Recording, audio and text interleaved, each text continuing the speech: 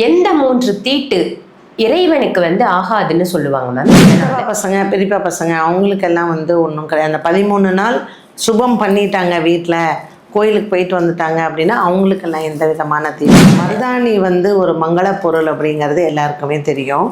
இதுக்கு ஒரு சுவாரஸ்யமான மருதாணி செடியில் இருக்கக்கூடிய விதைகள், இந்த விதைகள் தெரிஞ்ச கிராமங்களில் மருதாணி இலையை ரொம்ப அதிகமாக எந்த கிழமைகள்ல மேம் மருதாணி பறிச்சு பெண்கள் வச்சுக்கிறது ரொம்ப ரொம்ப நல்லது?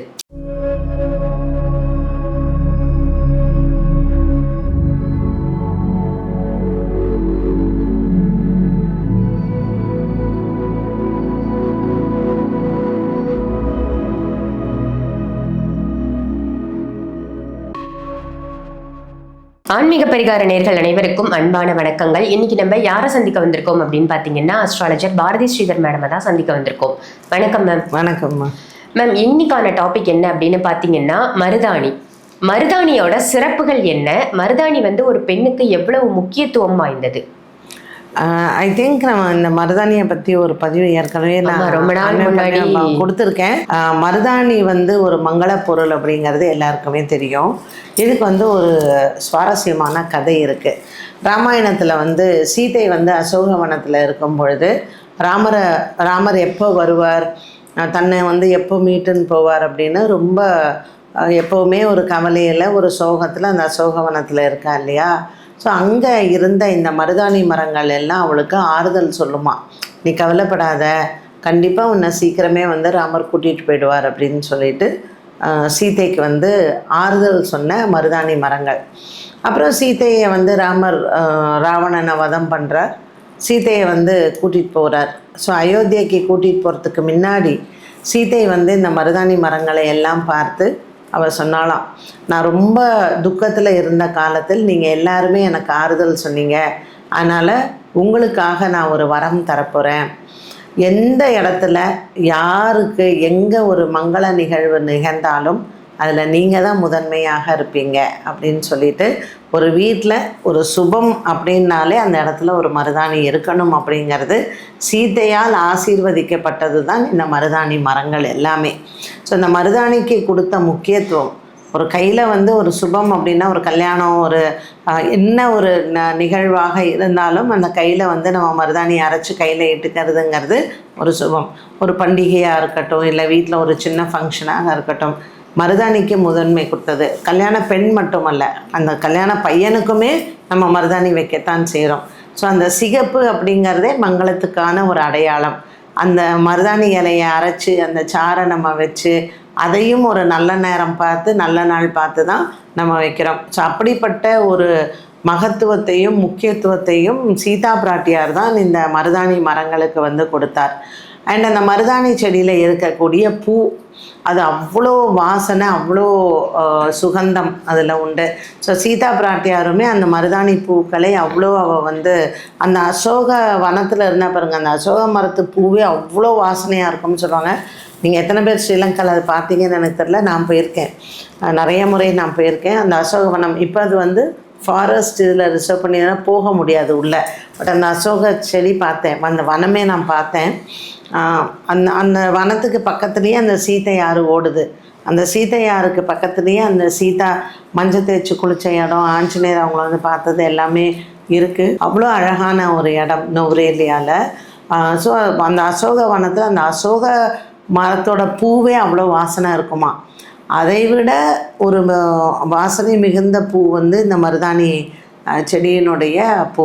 ஸோ சீதா பிராட்டியார் அந்த பூ அவங்க எதுவுமே வச்சுக்க மாட்டாங்க இல்லையா, பூ இல்லாமல் ராமர் எப்போ வருவார் அப்படின்னு இருக்கும்போது இந்த மருதாணி செடியினுடைய பூவை தான் ராமர் வந்துட்டார், உன்னை கூட்டின்னு போகிறார் அப்படிங்கும்போது அந்த பூவை தான் அந்த அவளுக்கு காவலாளியாக இருந்த அங்கே அந்த ராவணன் ஒரு அரக்ககுல வம்சம் தானே. ஸோ அந்த அரக்கிகள் தான் அவளுக்கு காவலாக இருந்தால். பட் அந்த 2 பேருமே சீதைக்கு ரொம்ப சீதா மாதான்னு ரொம்ப அனுசரணையாக இருந்து இந்த பூவை தான் நீ சூடிக்கோ அப்படின்னு சொல்லி கொடுத்தா.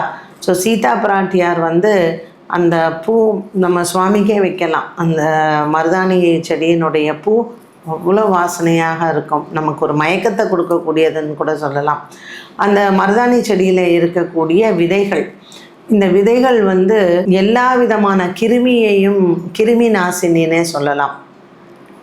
அந்த விதைகளை நல்லா பொடி பண்ணி நம்ம சாம்பிராணியோடு சேர்ந்து அந்த நம்ம வீட்டுக்கு புகை, அது ஒரு மாதிரி ஒரு புகை மண்டலத்தை கொடுக்கும். கொஞ்சம் ஸ்மோக்கியாக தான் இருக்கும், ரொம்ப கொஞ்சமாக தான் அது போடணும். ஸோ இந்த மருதாணி விதைகளுக்கு வந்து ஒரு கிருமி நாசினி, நெகட்டிவாக வந்து எடுக்கக்கூடிய ஒரு சக்தி அந்த மருதாணி விதைக்கு வந்து உண்டு. இந்த மருதாணி செடியில் இருக்கக்கூடிய மகத்துவங்கள் இவ்வளோ இருக்குது. அண்ட் எனக்கு தெரிஞ்ச கிராமங்களில் மருதாணி இலையை வந்து ரொம்ப அதிகமான ப்ளீடிங் இருந்தால், இரத்தப்போக்கு அதிகமாக இருந்தால், அந்த கிராமங்களில் நான் சின்ன பிள்ளையில் வந்து சொல்லுவாங்க, எங்கள் வீட்டில் வேலை செஞ்ச அக்காலாம், எனக்கு ரொம்ப அதிகமாக ப்ளீடிங் இருக்குது, நான் மருதாணியை அரைச்சி ஒரு 3 உருண்டை சாப்பிட்டேன் அப்படின்னு சொல்லுவாங்க. But I don't know how for it's true. அவங்க அந்த காலத்தில் அதெல்லாம் நடந்திருக்கு. ஸோ மருதாணியினுடைய இலைகளாக இருக்கட்டும், விதைகளாக இருக்கட்டும், பூக்களாக இருக்கட்டும், எல்லாமே ஒரு மகத்துவம் வாய்ந்தது தான். எந்த கிழமைகளில் மேம் மருதாணி பறித்து பெண்கள் வச்சுக்கிறது வந்து ரொம்ப ரொம்ப நல்லது? ஜென்ரலி வெள்ளிக்கிழமை ரொம்ப நல்லது. ஸோ நீங்கள் வியாழக்கிழமை இரவே அரைச்சி வச்சிட்டிங்கன்னா வெள்ளிக்கிழமை வந்து நீங்கள் போட்டுக்கலாம். வெள்ளிக்கிழமை காத்தால அரைச்சி வெள்ளிக்கிழமை நைட் வந்து நீங்கள் வச்சுக்கலாம். If your a working person.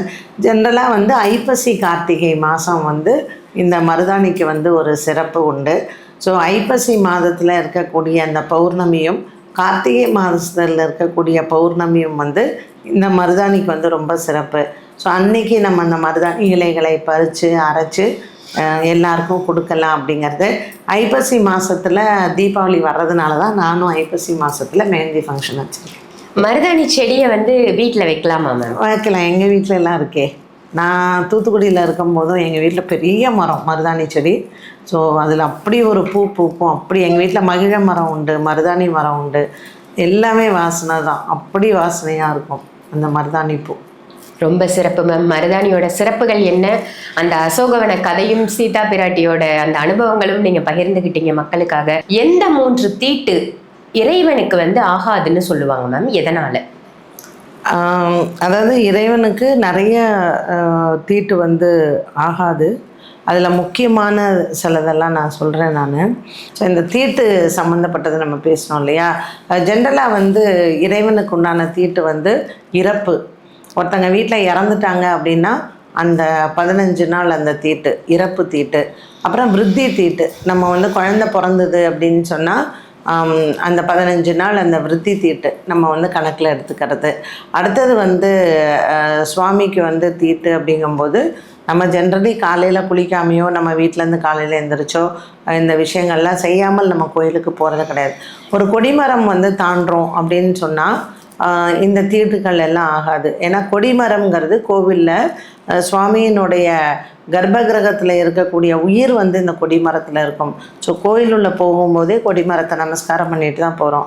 ஒரு கர்ப்பிணி பெண், அவளுக்கு 5 மாத காலம், 5, 7 இந்த காலத்துக்கு அப்புறம் அவள் வந்து அந்த கொடிமரத்தை தாண்டக்கூடாது அப்படின்னு சாஸ்திரம் சொல்கிறது. ஏன்னா கர்ப்பத்தில் நம்மளுடைய அது தீட்டு. அந்த பெண் வந்து குழந்தை பிறந்து 30 நாள் கழித்து தான் அந்த கொடிமரத்தை வந்து தாண்டணும். அதே மாதிரி ஒரு பெண்ணினுடைய கணவர் இறந்துட்டாங்க அப்படின்னா அவங்க 1 வருட காலத்திற்கு அந்த கொடிமரம் வந்து தாண்டக்கூடாது, அது தீட்டு. மேம், இப்போ இறப்பு தீட்டு அப்படின்னு நீங்கள் ஃபஸ்ட் ஸ்டார்டிங்கில் சொன்னீங்க. பொதுவாக இந்த இறப்பு வீட்டுகளில் இருக்கக்கூடிய தீட்டு வந்து கலக்கக்கூடாதுன்னு சொல்லுவாங்க, உண்மைதான். இதே பங்காளிகளுக்கு எத்தனை நாள் மேம் தீட்டு இருக்கும்? ஜென்ரலி யார் அந்த கொல்லி வைக்கிறாங்க இல்லையா, அவங்கள கர்த்தான்னு சொல்கிறாங்க. ஸோ அந்த கொல்லி வைக்கிறவங்களுக்கு தான் ஆக்சுவலாக வந்து பார்த்திங்கன்னா அந்த 1 வருட தீட்டை அவங்க ரொம்ப ஸ்ரத்தையாக வந்து அவங்க மெயின்டைன் பண்ணணும். சித்தப்பா பசங்க, பெரியப்பா பசங்க அவங்களுக்கெல்லாம் வந்து ஒன்றும் கிடையாது. அந்த 13 நாள் சுபம் பண்ணிட்டாங்க, வீட்டில் கோயிலுக்கு போயிட்டு வந்துட்டாங்க அப்படின்னா அவங்களுக்கெல்லாம் எந்த விதமான தீட்டும் கிடையாது. இப்போ இந்த 1 வருட காலத்திற்கு அவங்க வந்து அர்ச்சனை செய்தல், இல்லை கோவிலுக்கு வந்து நம்ம ஏதாவது வேண்டியிருக்கோம் அந்த வேண்டுதலை நிறைவேற்றணும் அப்படின்னு நினைக்கிறாங்கன்னா அந்த 1 வருடம் கழித்து தான் அதை செய்யணுமா? அதாவது அந்த கொல்லி போட்டாங்க இல்லையா, யார் வீட்டில் இறப்பு நடந்து அந்த பையன் யார் கருத்தாக அவங்க கொல்லி போட்டாங்களோ அவங்களுக்கு 1 வருட தீட்டு. ஸோ அவங்க வந்து வேண்டுதல்கள் எதுவுமே வந்து செய்யக்கூடாது. பட் மற்றவங்க இப்போ அந்த காலத்தில் ஏன் அப்படி வச்சாங்கன்னா எல்லாமே கூட்டு குடும்பமாக இருந்தாங்க. ஒரே ஊர்லேயே நம்ம பொண்ணு எடுத்து பொண்ணு கொடுக்கறதுங்கிறது அப்படி ஒரு கூட்டு குடும்பம் இருக்கும்போது ஒருத்தர் ஒரு குடும்பத்தில் ஒரு இறப்பு வந்துருச்சுன்னா அது எப்படி ஒரு பண்டிகையை கொண்டாட முடியும்? எல்லாரும் கூட்டமாக தான் கோயிலுக்கு போவாங்க. அப்படியே ஒரு ஒற்றுமை இருந்த காலத்தில் அப்போ அது நடந்தது. பட் லைஃப் ஸ்டைல் இப்போ நிறையா மாறிடுது இல்லையா? அதனால் தீட்டு கடைப்பிடிக்கிறோம் அப்படின்னு சொன்னால் யார் வீட்டில் இறப்பு நடந்து யார் கர்த்தா யார் அதை பண்ணியிருக்காளோ அவள் 1 வருஷ காலம் தீட்டை கடைப்பிடிக்கணும். மற்றவங்க பங்காளிங்க அப்படிங்கும் பொழுது ஒரு சிலருக்கு 3 மாதம் 6 மாதம் அப்படி கணக்கு இருக்குது. மேம், இப்போ மாதவிடாய் நேரத்தில் ஏற்படக்கூடிய பெண்களுக்கான தீட்டு அப்படின்னு சொல்கிறோம். இந்த சமயங்களில் கூட நம்ம வீட்டில் இருக்கிற பூஜையும் செய்யக்கூடாது, ஆலயத்திற்கும் போகக்கூடாதுன்றது ஆதி காலத்திலேருந்தே பின்பற்றிட்டு வர ஒரு விஷயமா இருக்குது. ஆனால் இப்போ இருக்கிற கால சூழலில் இப்போ நிறைய பேர் வந்து நான் ஆன்மீகம் இருக்குது இல்லை அதை எதிர்க்கக்கூடிய நபர்களும் சரி, இல்லை ஆன்மீகத்தில் இருக்கக்கூடிய நபர்களும் சரி, இப்போ இருக்கிற காலகட்டத்தில் என்னால் அவ்வளோலாம் பார்க்க முடியல, நாங்களாம் ஒன்றா தான் இருக்கோம் அப்படின்ற மாதிரி சொல்கிறாங்க. பொதுவாக எப்படி மேம் இருக்கணும்? எனக்கு தெரிஞ்ச கோயிலுக்கு போகக்கூடாது தான். அந்த 4 நாட்கள் வந்து சொல்கிறது, 5வது நாள் வந்து எண்ணெய் தேய்ச்சி குளிச்சுட்டு தான் கோயிலுக்கு போகணும். பெண்களை வந்து தெய்வத்திற்கு ஒப்பாக அவங்க எடுத்துக்கிறாங்க. நம்ம சாஸ்திரமே அதான் சொல்கிறது. ஸோ இந்த தீட்டு மாதவிடாய் தீட்டு வந்து ஒதுக்கி வைக்கிறது அப்படிங்கிறது கிடையாது. உன்னுடைய கர்ப்பத்திலிருந்து ஒரு உதிரம் வருது அப்படின்னாலே அது வந்து ஒரு நம்மளை வந்து பெண்களை வந்து தெய்வத்துக்கு சமமாக போற்றக்கூடிய ஒன்று தான். ஆனால் நமக்கு ரொம்ப டயர்டாக இருக்கும். அந்த ஒரு சில பேருடைய உடம்புலேயே ஒரு பாசிட்டிவ் எனர்ஜி இருக்காது, ஒரு நெகட்டிவிட்டி நிறையா இருக்கும். அந்த மாதிரி இருந்தால் கோவிலில் இருக்கக்கூடிய சாகித்யம் போயிடும் இல்லையா? அதனால் கோவிலில் இருக்கக்கூடிய கொடிமரத்தை இந்த மாதிரி மாதவிடாய் காலத்தில் நம்ம தாண்டக்கூடாது. அதனால தான் நான் சொன்னேன், கர்ப்பிணி பெண்களே 5வது மாதத்துலேருந்து 7 மாதம், 5 மாதத்துக்கு மேலே போகக்கூடாதுன்னு தான் சாஸ்திரம் சொல்கிறது. 7 மாதத்துக்கு மேலே கண்டிப்பாக கொடிமரம் இருக்கிற கோவிலை கொடிமரம் தாண்டக்கூடாது. மேம், நீங்க சொன்ன மாதிரி கர்ப்பிணி பெண்கள் குழந்தை பிறந்ததுக்கு அப்புறம் அந்த 30 டேஸ் வரைக்கும் நம்ம பண்ணக்கூடாது அப்படின்ற மாதிரி பொதுவா இதை விருத்தி தீட்டு அப்படின்னு சொல்லுவாங்க இல்லையா? ஸோ ஒரு வம்சம் வந்து விருத்தி ஆயிருக்கு, அதனால அது ஒரு வகையான தீட்டு அப்படின்னு சொல்றாங்க. இது வந்து அந்த பெண்ணுக்கு மட்டும்தான் பொருந்துமா, இல்லை அந்த பெண் வாழக்கூடிய, அதாவது எங்க டெலிவரி ஆகுதோ அந்த குடும்பத்துல உள்ளவங்களும் கோயிலுக்கு போகாம இருக்கணுமா? இல்லை, ஜென்ரலி ஒரு ஹாஸ்பிட்டல் தீட்டு, ஒரு குழந்தை பிறந்த தீட்டுன்னு பெண்ணோட அம்மாவும் போக மாட்டாங்க, அந்த பொண்ணை சார்ந்தவங்களும் போக மாட்டாங்க. அவங்களுமே 11வது நாள் புண்ணியோஜனம் ஆனதுக்கப்புறம் தான் போவாங்க. பட் வீட்டில் சாமி விளக்கெல்லாம் ஏற்றலாம், வீட்டில் இருக்கிறவங்க யாராவது ஏற்றலாம்.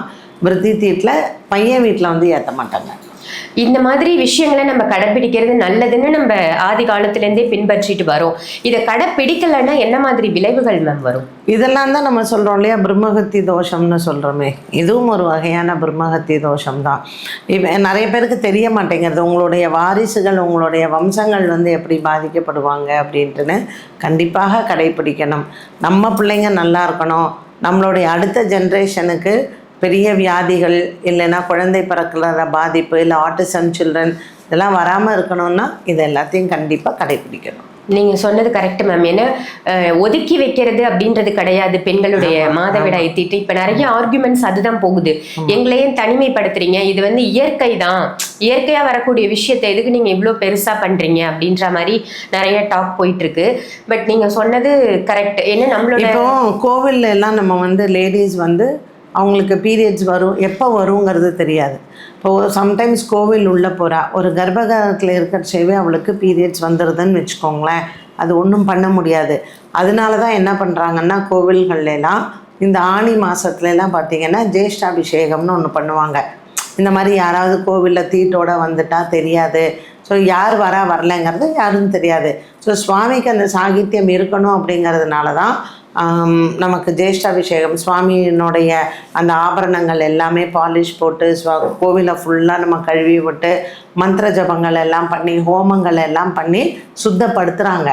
ஸோ நமக்கு யார் உள்ளே இருக்கிறவா கோவிலுக்கு போகிறவாளுக்கு திடீர்னு அவங்களுக்கு பீரியட்ஸ் வர்றது தெரியாது. இது எல்லா கோவில்கள்லேயும் நடக்கிறது தான். இப்போ நம்ம தெரியாமல் போகிறாங்க, என்ன சாமி குத்தவன், அது சாமி குத்தம் ஆகவே ஆகாது. பட் கோவில்கள்லேயுமே அவங்க வந்து அதை ரெஜுவினேட் பண்ணத்தான் செய்கிறாங்க. சிறப்பு மேம். இறைவனுக்கு எந்த மாதிரியான தீட்டுகள் ஆகாதுன்னு ரொம்ப அழகான பதிவாக கொடுத்தீங்க. இப்போ இருக்கிற யங் ஜென்ரேஷனுக்கும் இந்த பதிவு ரொம்ப யூஸ்ஃபுல்லாக இருக்கும் மேம். நல்ல தகவல் மேம், நன்றி.